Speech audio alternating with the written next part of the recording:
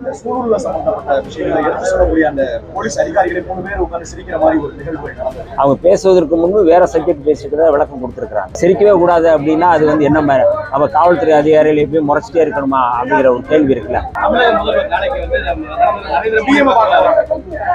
தமிழ்நாட்டுடைய உரிமைகளுக்காக அவர் சந்திக்க போறாரு. விடுதலை சிறுத்தைகள் கட்டாயம் இந்தியாவுடைய தலைமை அமைச்சர் மோடி அவர்களை சந்தித்து தமிழ்நாட்டுக்கான தேவைகள், கோரிக்கைகள், உரிமைகள் இதை பற்றி பேசுறாங்க. கட்டாயம் நீட் தேர்வுக்கு எதிராக வந்து பேசணும் அப்படிங்கிறது எங்களுடைய கோரிக்கை. வேலை வேண்டுமா? ப்ளூ ஓஷன் இருக்கிறது.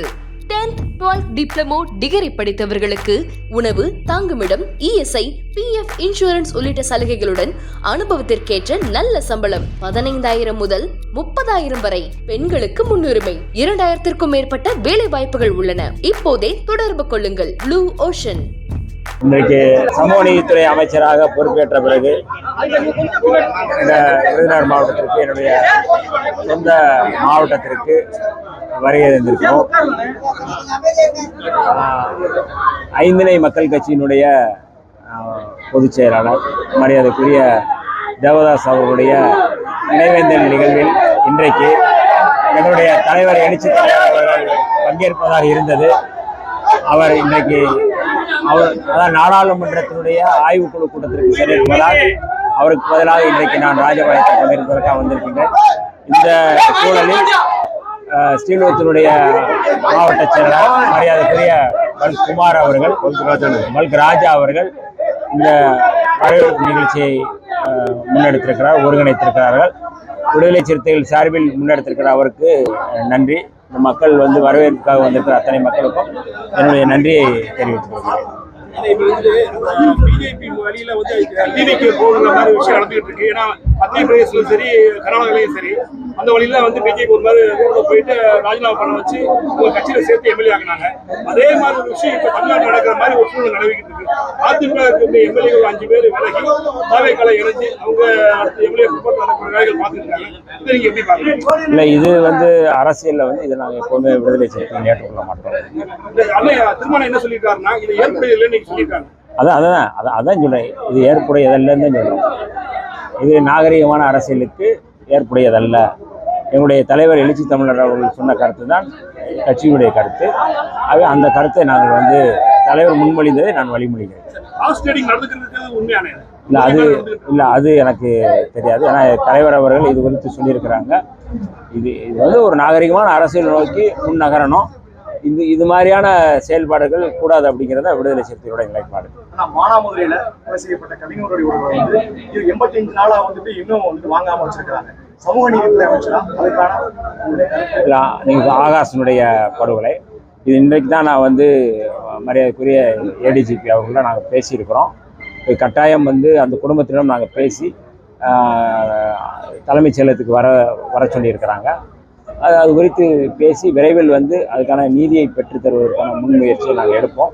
ஏற்கனவே படுகொலைக்குள்ளான ஆகாஷனுடைய குடும்பத்திற்கு எங்களுடைய தலைவர் அவர்கள் நேரடியாக சென்று ஆறுதல் சொல்லிவிட்டு அங்கே பேசியிருக்கிறார்கள்.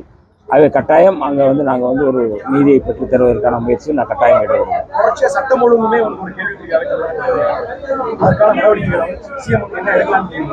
இல்லை, சட்டம் ஒழுங்கு சரியில்லைங்கிறது வந்து அது ஏற்புடையதல்ல.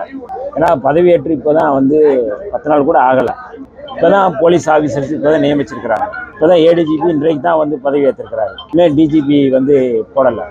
தமிழ்நாடு முழுக்க அதை வந்து ஒழுங்குபடுத்துவதற்கான அந்த ஸ்ட்ரக்சரை இன்னைக்கு தான் வந்து பண்ணியிருக்கிறாங்க. ஏற்கனவே நாங்கள் தொடர்ந்து குற்றச்சாட்டு சொல்வது காவல்துறை அதிகாரிகள் அவங்க வந்து தன்னிச்சையாக செயல்பட்டு இருக்கிறாங்க, மற்ற அதிகாரிகள் அப்படி செயல்பட்டு இருக்காங்க.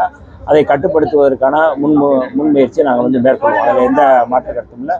அதனால் சட்டம் ஒழுங்கு கெட்டு போய்விட்டது என்று சொல்வது அதீதமான குற்றச்சாட்டு.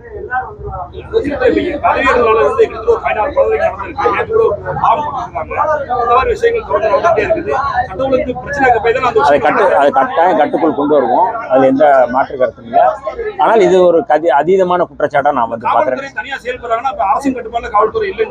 இப்போதான் அதுதான் சொன்னேன்ல, இப்போ இன்றைக்கு தான் ADGP வந்து மரியாதைக்குரிய அன்பு அவர்கள் இன்றைக்கு தான் பதவி ஏற்கிறார். DGP இன்னும் போடல. இனிமேல் தான் வந்து அது பதவி யார் லிஸ்ட்டு போட்டிருக்காங்க, யார் வருவாங்கன்னு சொன்னாங்க. இது வந்து திட்டமிட்டு இது மாதிரியான ஒரு குற்றச்சாட்டை சொல்வதற்காக பயன்படுத்துவதாக நான் பார்க்குறேன் நான். ஆனால் கட்டாயம் வந்து ஒரு சட்டம் ஒழுங்கு நல்ல நிர்வாகத்தோடு இது நடக்கும் அப்படிங்கிறதுல, ஏன்னா இன்றைக்கி வந்து மக்கள் பெரும்பான்மையான மக்கள் வந்து ஆதரித்து வாக்களித்து இந்த அரசை தேர்வு பண்ணியிருக்கிறாங்க. அதில் நாங்கள் ஒரு அங்கமாக இருக்கிறோம். அதனால் அந்த அங்கத்தில் இருக்கிற நாங்கள் வந்து கட்டாயம் இதை வந்து சரி செய்வதற்கு நாங்கள் வந்து கட்டாயம் பேசுவோம். ஒரு எடுத்துக்காட்டாக வந்து இந்த சூழல்ல சம்பந்தப்பட்ட விஷயங்களை எடுத்து சொல்லக்கூடிய அந்த போலீஸ் அதிகாரிகளை 3 பேர் உட்கார்ந்து சிரிக்கிற மாதிரி ஒரு நிகழ்வு நடந்தது. இல்லை, அது வந்து நீங்கள் வந்து இப்போ நாங்கள் பேசுறதுக்கு முன்னாடி கூட நீங்கள் பண்ணலாம். அவங்க பேசுவதற்கு முன்பு வேற சப்ஜெக்ட் பேசிக்கிறத விளக்கம் கொடுத்துருக்குறாங்க. சிரிக்கவே கூடாது அப்படின்னா அது வந்து என்ன மாதிரி நம்ம காவல்துறை அதிகாரிகள் எப்பயும் முறைச்சிட்டே இருக்கணுமா அப்படிங்கிற ஒரு கேள்வி இருக்குல்ல. தொடங்குவதற்கு முன்பு அவர்கள் உரையாடியதில் பேசினாங்க, இந்த சப்ஜெக்ட்ல பேசலாம். இதான் சொல்கிறேன், இதுதான் அதீதமான குற்றச்சாட்டுன்னு சொல்கிறேன். இந்த மாதிரி பேசுறது இல்லை, அதாங்க நீங்கள் அந்த சப்ஜெக்டை பேசுவதற்கு முன்பு அவர்கள் வேற சப்ஜெக்ட் பேசிட்டு அதை வந்து சொல்கிறாங்க. காவல்துறை அதிகாரிகள் சிரிக்கவே கூடாதா? அதான் சொல்கிறேன், அந்த சப்ஜெக்ட் பேசுறதுக்கு முன்னாடி வேற சப்ஜெக்ட் பேசியிருக்கிறாங்கன்னு அவங்களே சொல்லியிருக்கிறாங்க, விளக்கம் கொடுத்துருக்குறாங்க. அதனால் இந்த மாதிரியான குற்றச்சாட்டுகள் வந்து எப்பயுமே வந்து அதாவது வந்து காவல்துறை என்ன மாதிரி நடக்குது அப்படிங்கிறத பற்றி பேசலாம். சிரிக்கிறது சிரிக்காத பற்றி எப்படி நீங்கள் அதை எப்படி பேசுறது அப்படிங்கிறது எனக்கு அது வந்து அதே ஊடகங்கள் இன்னைக்கு சோசியல் மீடியாக்கள் அதை வந்து ரொம்ப அதிகமாக பேசுகிறாங்க அப்படிங்கிறது தான். நான் ரொம்ப முக்கியமாக வந்து இன்னைக்கு விருதுநகர் மாவட்டத்தில் ரொம்ப முக்கியமான ஒரு குற்றச்சாட்டு என்னங்க, தமிழ்நாட்டுடைய உரிமைகளுக்காக அவர் சந்திக்க போறாரு. விடுதலை சிறுத்தைகள் கட்டாயம் அது என்னென்ன கோரிக்கைகள்ங்கிறத வந்து கட்டாயம் அவங்க வெளிப்படுத்துவாங்க அல்லது அவங்க கோரிக்கை பேசுவாங்க. இந்தியாவுடைய தலைமை அமைச்சர் மோடி அவர்களை சந்தித்து தமிழ்நாட்டுக்கான தேவைகள், கோரிக்கைகள், உரிமைகள் இதை பற்றி பேசுவாங்க. கட்டாயம் நீட் தேர்வுக்கு எதிராக வந்து பேசணும் அப்படிங்கிறது எங்களுடைய கோரிக்கை. அது கட்டாயம் பேசுவாங்க. அதாவது வந்து விருதுநகர் மாவட்டத்தில் தொடர்ந்து இந்த சிவகாசி பகுதியில் இருக்கிற இதில் வந்து பட்டாசு விபத்துகள் நடக்குது. அதனால நிறையா வந்து இறப்புகள், அதன் மூலமாக வந்து நிறைய பாதிப்புகள் இருக்குது. இதை வந்து நம்ம வந்து இதை சரி செய்வதற்கு இந்த விபத்துகள் நிகழாமல் அதை வந்து அவருடைய பாதுகாப்பை உறுதிப்படுத்த வேண்டிய தேவை இருக்குது.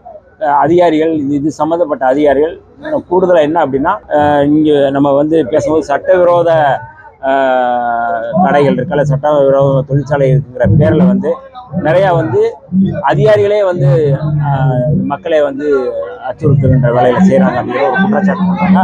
அதை கண்டறிய வேண்டிய பொறுப்பு இருக்குது.